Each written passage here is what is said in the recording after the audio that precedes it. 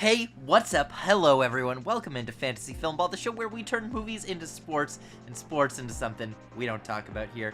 My name is Matt. My name is Dyl.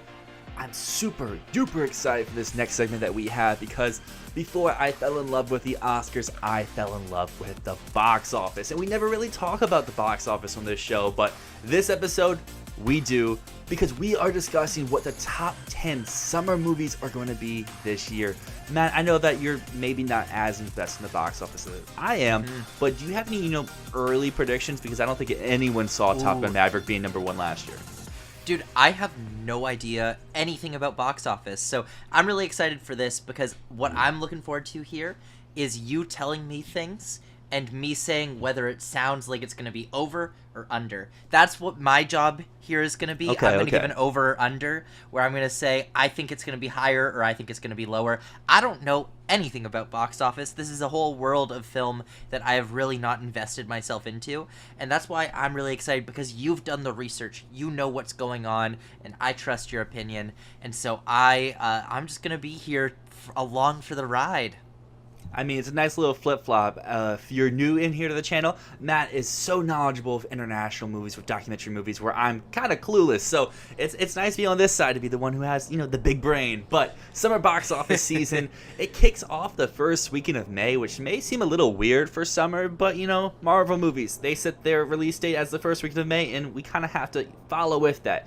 And summer season ends the Labor Day weekend. So we'll have one big title coming out Labor Day weekend this year. I don't think it'll make the top 10, but it's one that we'll talk about in a little bit. So for this ranking here, it's not about what you make in that time frame from the first weekend of May to Labor Day weekend. It's just those films count as the summer movies. Because if you look at last year, Bullet Train came out in the beginning of August, and at the end of the Labor Day weekend, it was number 10. But at the end of its domestic run, it got itself up to number 9. And for reference, I like to do my projections between 25 and 30 million. I know people out there who do 50 million projections, 75 million, or they just do one specific number. I like to give myself a little bit of leeway because you can never really guess how the box office is going to go. It's a crazy game. But to give myself a little bit credit, though, last year I went 9 of 10 for the movies in the top 10. Just my order wasn't really good. So last year, I had Multiverse of Madness being my number 1 movie, Jurassic World Dominion at 2, Minions Rise of Gru at 3, Top Gun Maverick at 4, which I say would make about 375 million. About, 400 million less than what it did, so pretty close. Thor, I can't even remember, Love and Thunder, it was number 5. Nope, 6, Elvis 7, Lightyear 8. I was a little predicting a letdown, but not as big as it was. I had Bullet Train at 9 and DC League of Super Pets at number 10. Just to let everyone know, our number 1 movie of last year's summer box office was Top Gun Maverick, $718 million domestically. Woo! Woo! Oh, that's still crazy to me. Do you think we're gonna have anything that big this year? Short answer, no. But I do have, I think, 2 movies hitting about the 400, 500 million domestic, which kind of falls in trend to how we were pre-COVID, which I'm going to dive back into is 2021. We're fresh out the pandemic. Box office, it's coming alive. Number 1, number 2, Marvel movies. Shang-Chi, Black Widow, 224, 183 million. Fast 9 was at number 3 with 173 million. And then we had, some recognizable IP and some new IP with A Quiet Place Part 2 at number 4, Free Guy at number 5, Jungle Cruise at number 6. They all got over $100 million domestic. And to round out our 10 was Cruella, Space Jam: A New Legacy, Conjuring, The Devil Made Me Do It, and Candyman, which all did not hit that $100 million domestic total. But those are all titles that we're going to keep an eye on when we go over this current upcoming summer box office season. But Matt, do you have any general thoughts looking at this 2021 top 10? But I guess on the topic of 2021, looking at this, you can see how much the box office was suffering due to the rebound from COVID. Last year, we rebounded quite a bit, but still people aren't getting out to the theaters, especially for some of those more adult dramas. I mean, my one box office claim to fame, I guess, last year is that I said The Fabelmans was going to make only $15 million, and people called me stupid for that, and then it basically did that. So Yeah, I think that's something to keep in mind. But we see 2021, yeah, box office was suffering. Last year, box office was still suffering, but not as much. There was still quite a lot of movies crossing that 100 million domestic.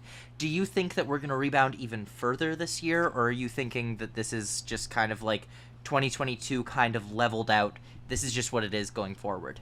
I think that we'll continue to do better because if you look at the box office for the last few months, March specifically, April as well, we had a lot of franchises with the exception of Shazam put up career best numbers. John Wick, career highs. Scream, franchise highs. Mario, Illumination highs. And I think that's going to carry over into the summer because the season that I really want to look at is going back to 2019. We're skipping 2020, nothing really happened then. 2019, though, is where we can see a lot of parallels to this summer.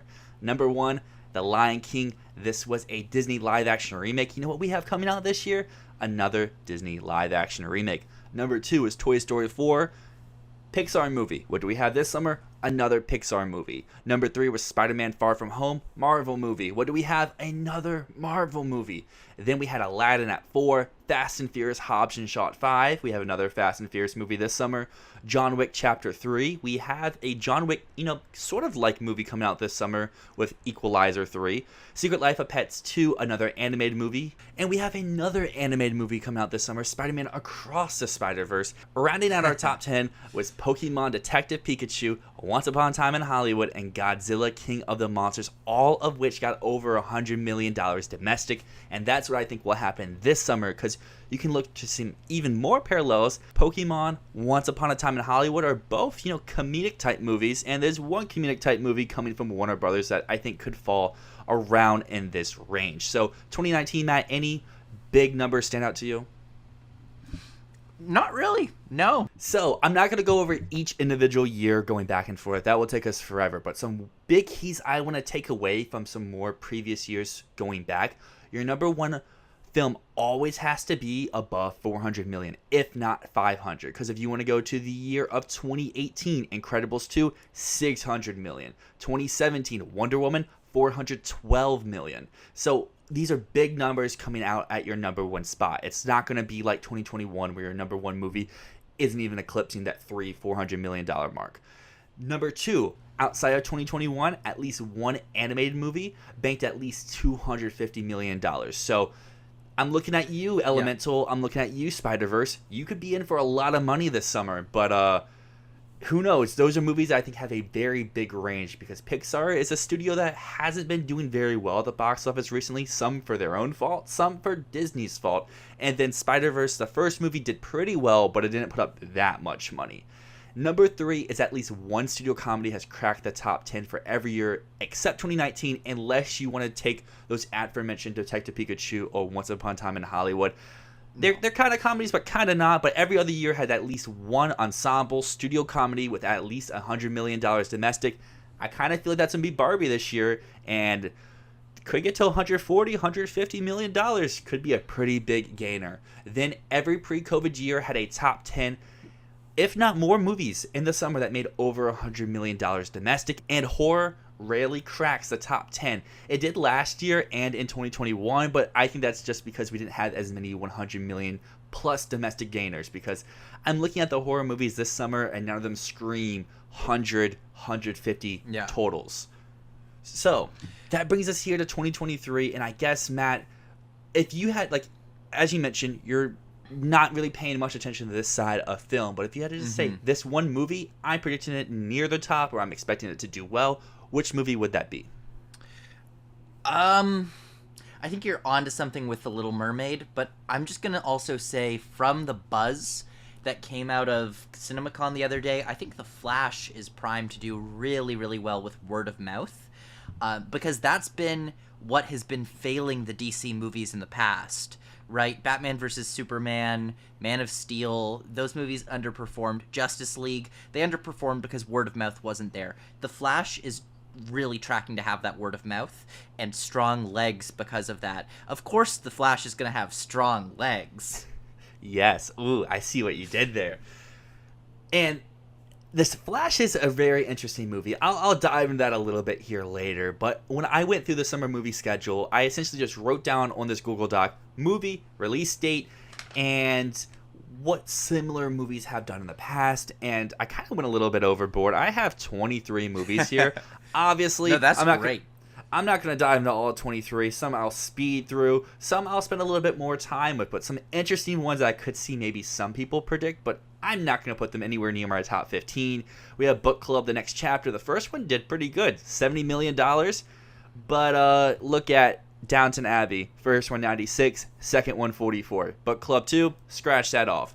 Joyride, studio comedy, has that angle. Blockers did 60. Game Night did 69. I don't see this one doing that much. No big stars attached, even if it does have Stephanie Sue, who we all love and adore, but I don't think she's that A-list level quite yet. The Boogeyman is another movie that got pretty good buzz out of CinemaCon the other day. It showed under the Disney block, and I feel like this could be a breakout type horror like The Black Phone, but I don't think that's going to be good enough to get in the top anyway. I could see this getting about 50 to 75 million, or it could just completely bomb at the 25 million mark. It could open big and just drop off a cliff like most horrors do. So that brings us to our top. That's not a bomb for a horror movie. A horror movie, that's a massive return on investment. That is a great point. So if you want to consider budget, yes, that is pretty good. But in this game of box office, that's not really what we want. That brings us to our top 20, and in all honesty, I could see a case for most of these 20 movies getting into our top 10. Some are a lot stronger, some are a lot weaker. The weaker ones include Blue Beetle. Yeah, this is cool, but also, we just saw what Shazam 2 did, and Shazam 2 is going to make about $60 million domestic. Blue Beetle might make it to that point. It's not going higher. Blue Beetle doesn't have that name recognition, even that Shazam does. People went to see the first Shazam, but, like, what is Blue Beetle? Exactly. Movie? I'm excited to see it, just I don't think it's going to do as well as a lot of people are predicting it to do. Mm-hmm. Insidious The Red Door is another one of those horror movies that could break out, but most Insidious movies make about 40 to 60, and The Conjuring, as we mentioned, for 2021... The Devil Made Me Do It was the third one. It came back after a little break in the franchise and got up to about 65 million in the pandemic. So maybe The Red Door could do a little bit better with that now that the box office is in a more stable condition. Still, $75 million is not enough to crack our top 10. And our next two movies are ones I kind of feel good for a good summer run, just not top 10 run. No Hard Feelings. That Jennifer Lawrence comedy that you get almost in front of every movie. It looks hilarious. It's had great buzz. Just how much can a comedy, just a straight comedy, do nowadays? And I see this one maybe getting to like 70 plus million if it opens good, if it has good legs. But it's going to have some competition because we have another comedy coming out this summer called Strays. It's by the guys who did Good Boys, which made about $83 million. This one has Will Ferrell, has Jamie Foxx. They're voicing dogs, saying potty words. Could do pretty well. I think this movie could go two ways. It could bomb entirely and no one comes and sees it, or it could be a massive hit around $100 million domestic. It really just depends on what that opening weekend is. Moving on from Strays, though, I think we have three movies that could be potential spoilers in the top 10, but I'm not ready to call them that just yet. We have Gran Turismo. Who knows what this is doing? We could look to other video game adaptations, with Uncharted making about $148 million. You could look at Ford v Ferrari, another racing movie, at $117. Bullet Train last summer, around this release date, made $101. Angel Has Fallen, another kind of target demographic movie, made about $70 million. But I don't really know how to gauge this. We don't have a trailer yet that I believe of. And yeah, Gran Turismo could... What's the target audience for this one? I would assume people who know the game as well as people who like racing movies. Don't really know. Maybe they're going for the Fast and Furious crowd, but the Fast and Furious crowd has a movie this summer. So I don't know. I'm going to predict... I would want to say like 70 to 90, somewhere in there. I'm going to say 75 million. That could be a good prediction. I think that could be a good prediction. I could also see this being one of our bombs of the summer, because not every movie can be a success. We have to have those that underperform. Another one that I know a lot... This will probably also get like a 30 on Metacritic. That is probably a good point as well. Another movie that could bomb, could blow up, could get trashed by critics is Disney's The Haunted Mansion. Jungle Cruise did 116 in a pandemic while being broadcast on Disney+. Haunted Mansion's not having that. However, Haunted Mansion doesn't have The Rock. It doesn't have Emily Blunt. So I don't know how those two factors are going to mesh together. It kind of gets to come out by itself on July 28th, and it kind of have most of August to itself. So I feel like this could kind of have great legs. It's just how high does this open to? So I could see this being a possible number 10 contender. I'm just not putting it there just yet. And the last long shot pick I have here is Teenage Mutant Ninja Turtles Mutant Mayhem, August 4th. 2007's Teenage Mutant Ninja Turtles movie made $54 million, but 2014's made almost $200 million.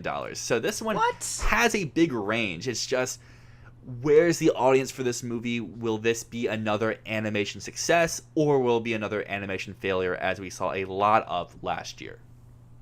So I'll respond to both of those. Haunted Mansion, you have from 75 to 100.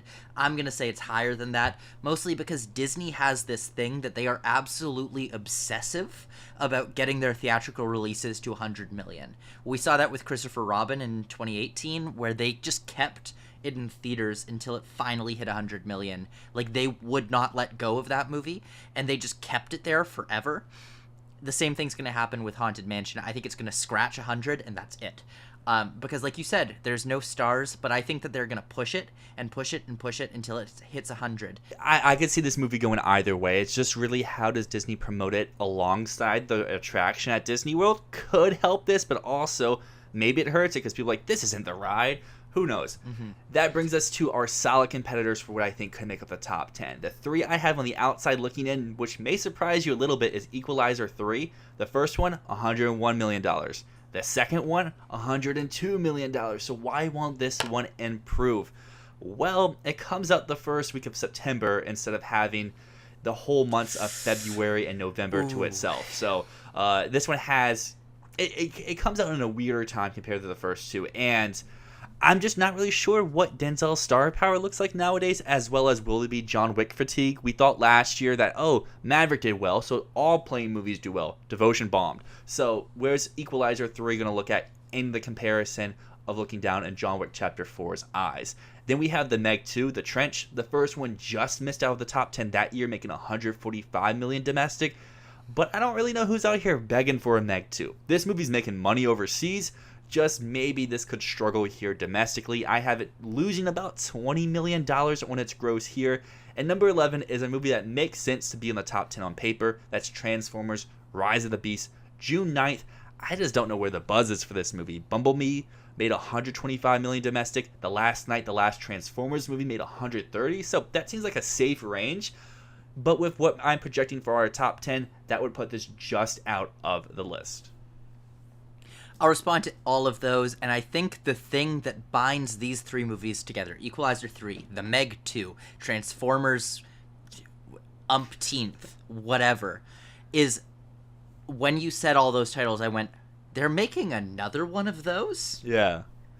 That was what I thought for all of those. And Equalizer 3, yes, it makes sense. They just did John Wick 4. It got a lot of money, but who is out here asking for another Equalizer movie?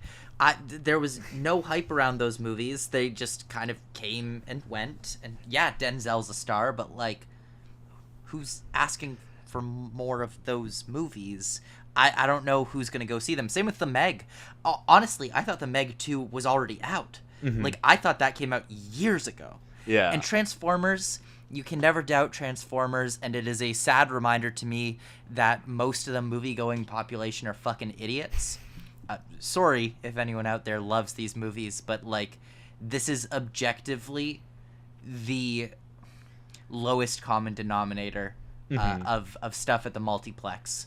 These movies, like, every time I see them out there, I'm like, who is going to see these? Who is it? That is a fair point. I guess to defend Equalizer 3 a little bit, both have done pretty well compared to their budgets domestically and internationally. So they're like safe movies. They're not setting the box office on fire, but they have their audience. They have their demographics. They've both made about $100 million.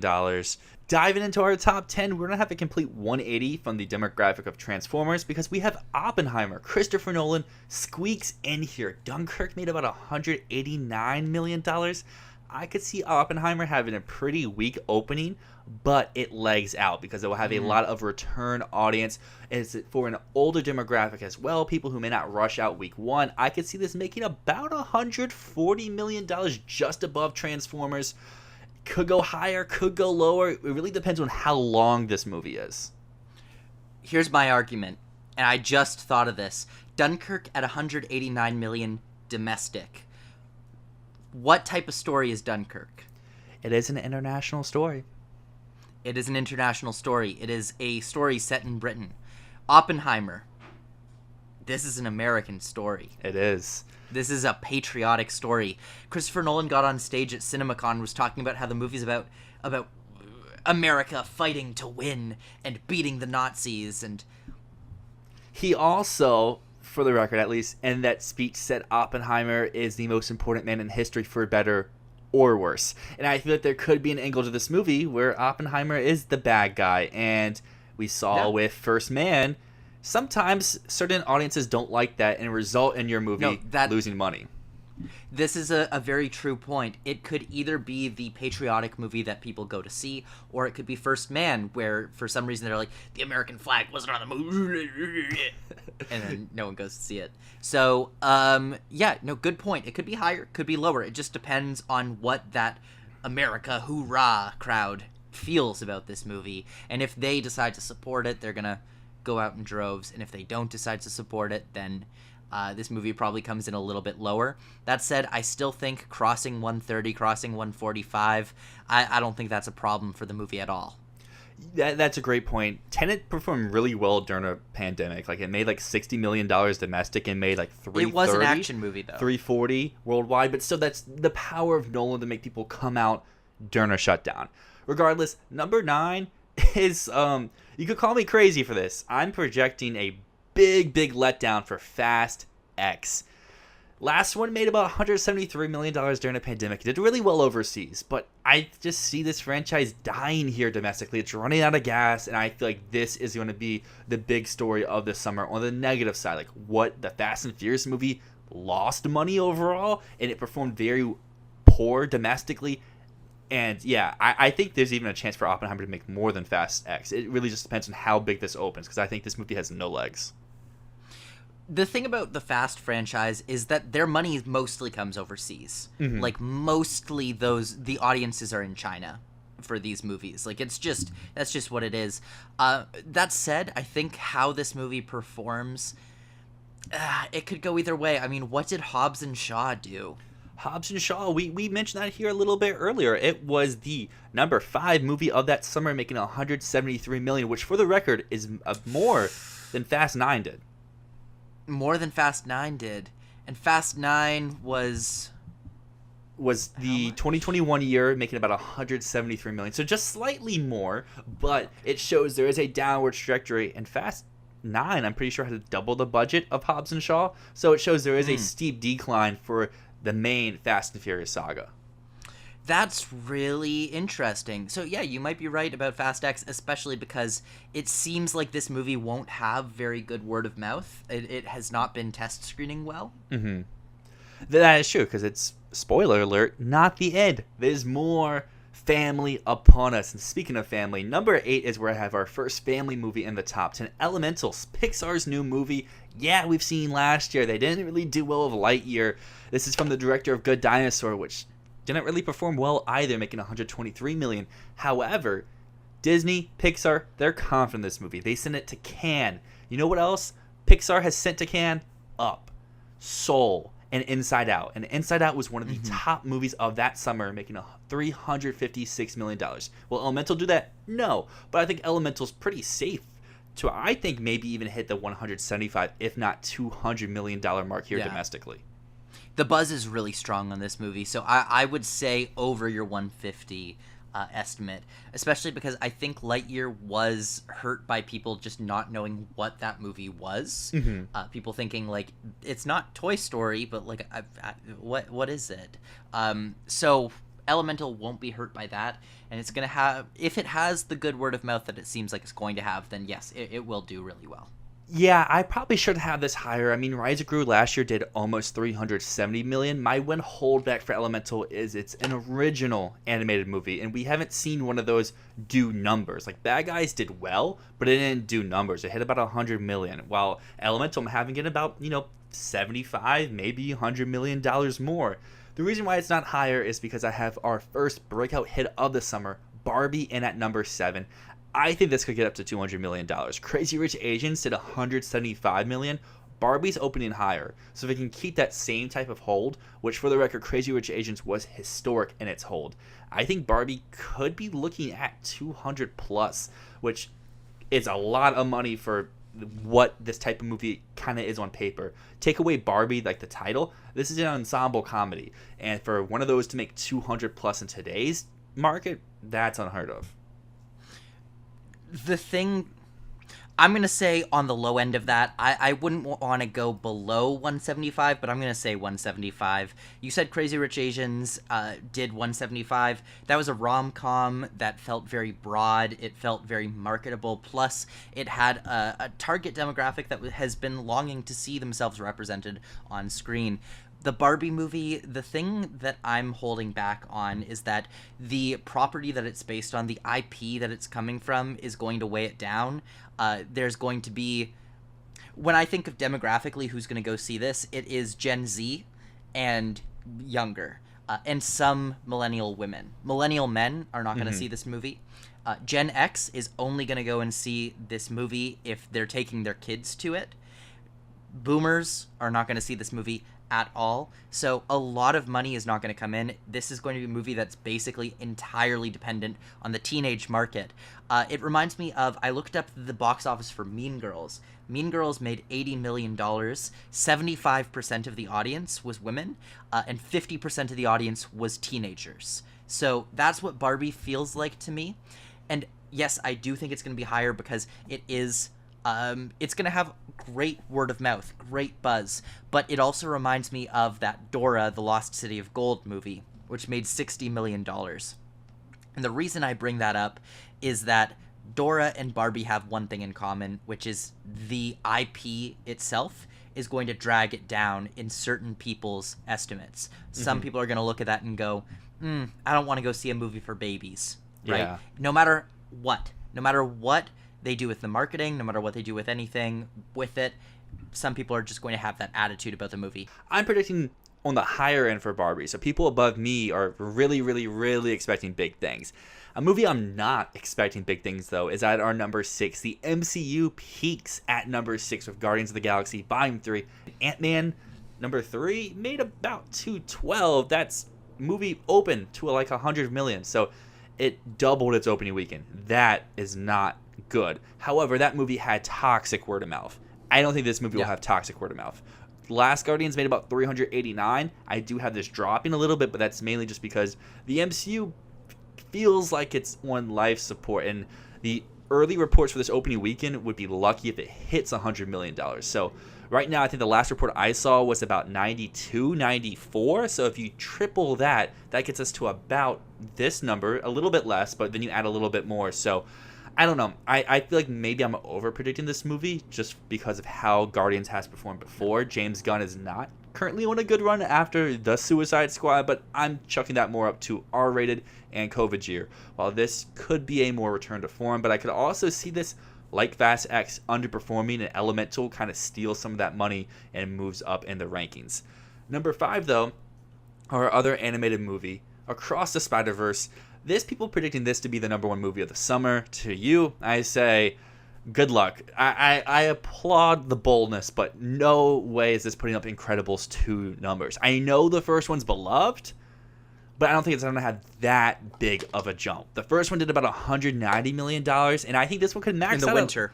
In the winter, but also it had the ability to play over the holiday season when people are also not in school. This one is doing that as well in the summer, but against more competition. And I feel like this could open stronger. It's going to hold stronger. Right now, I'm saying about 275, 300. I could see this maybe hitting 350, but I think going much higher than that is a little bit of a stretch, but I could also see on the low end this getting about 240. because it has so much direct competition during its release time. Yeah, I'd say 300 to like 325 sounds good to me. That's where I would want to land with it. I mean, it's going to go above the first one because the first one became a word of mouth hit after it left theaters, right? So people have seen it, people have talked about it, it is beloved. I think it only goes up from here. Our next movie is one that originally I had a lot higher, but the more I think about it, I'm just struggling to see how this one makes more money. And that is Mission Impossible Dead Reckoning Part 1. The last Mission Impossible movie made about $220 million here domestically. And there's reports that this movie's 3 hours long. I know that didn't stop Avatar. I know that didn't stop Avengers. But maybe it stops this one a little bit. It's not going to have the IMAX screens for as long as Maverick had, as long as Avatar had. It gets about 2 weeks, and then Oppenheimer has those screens. So it's going to have to make money the more traditional way. Maverick made a lot of money off of IMAX as well. So I'm predicting good things. I have it at number 4. I have it getting about 375, 400 million, but I don't know if I can go much higher because I originally had this like at 450, and I think that may be stretching it just a little bit because I have to think there's an audience for this movie, but there's also a lot of audiences for a lot of movies this summer, and not everything can be massive because if you go to some of our previous years, like 2019 when The Lion King made 540, we had Toy Story in the 400s, Spider-Man just under 400, and Aladdin at 350, and then nothing else above 2. So like, not every movie can be crushing the game. So I think this getting about 350, 375 sounds pretty good unless I move something above it lower.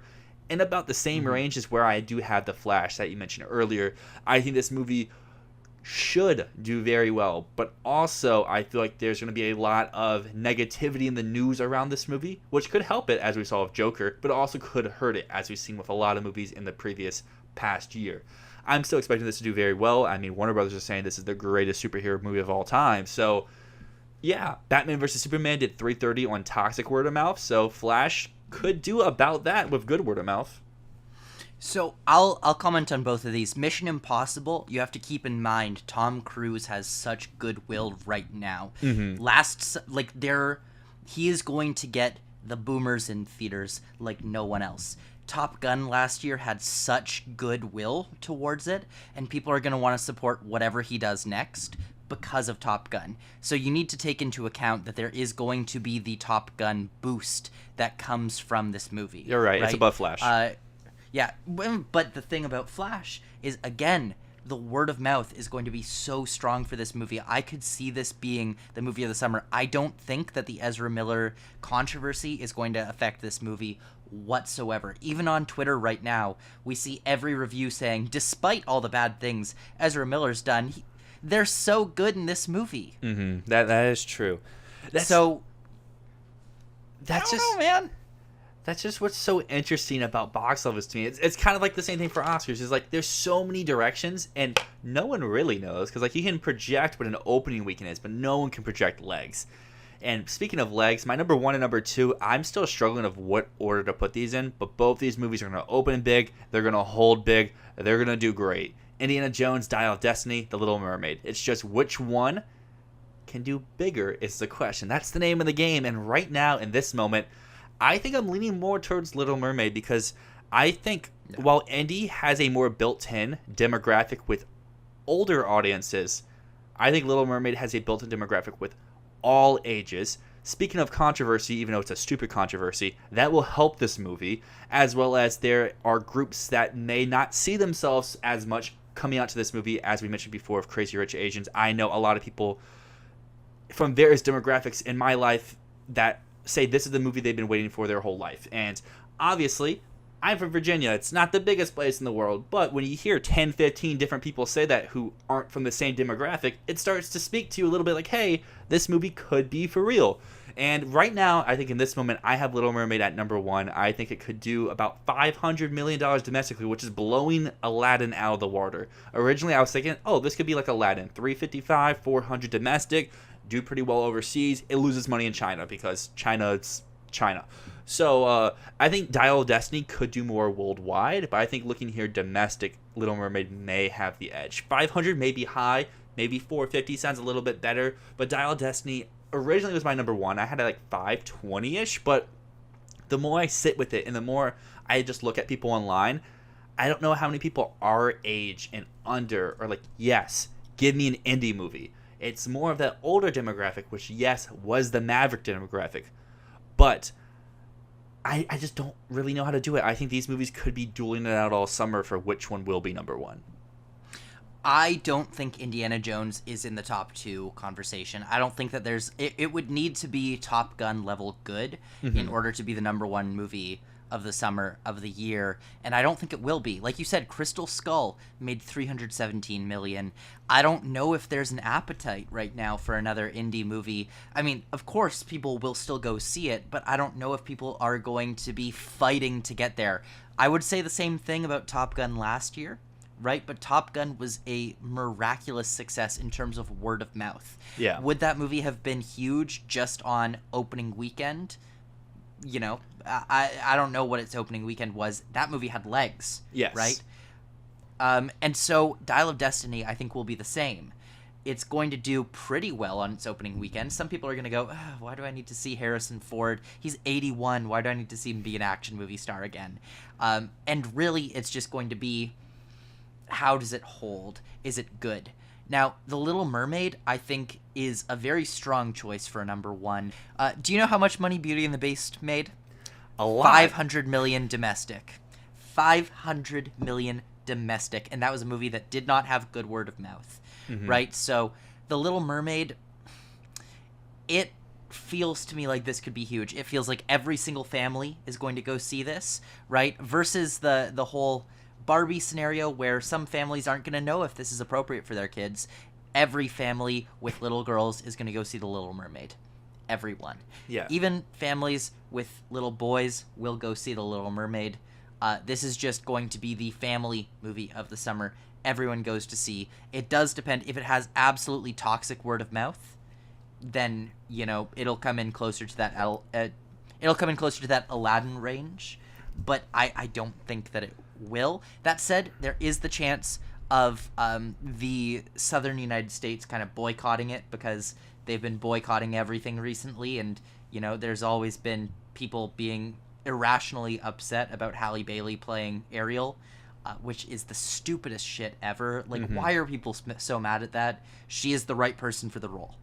Yeah, and I think to add on to the possibilities of how high this movie could be, there's an argument for what's the most well-known Disney animated movie. You could say Beauty and the Beast. You could say Lion King.